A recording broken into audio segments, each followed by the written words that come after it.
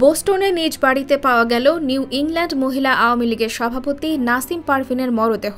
নাসিম পারভিন প্রধানমন্ত্রী শেখ হাসিনার ঘনিষ্ঠ বান্ধবী ও সাবেক পররাষ্ট্রমন্ত্রী একে আব্দুল মোমেন এমপির সাবেক স্ত্রী। নাসিম পারভিনের এক ছেলে ও এক মেয়ে ম্যাসাচুসেটস অঙ্গরাজ্যের অন্যান্য শহরে থাকেন, আর তিনি থাকতেন যুক্তরাষ্ট্রের বোস্টনের নিকটস্থ শহর West রক্সবুরিতে।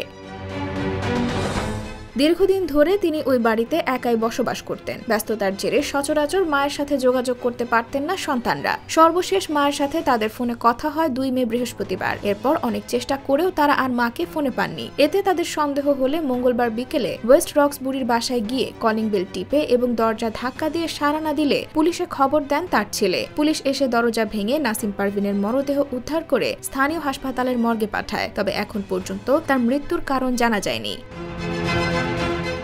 IBTV USA, New York।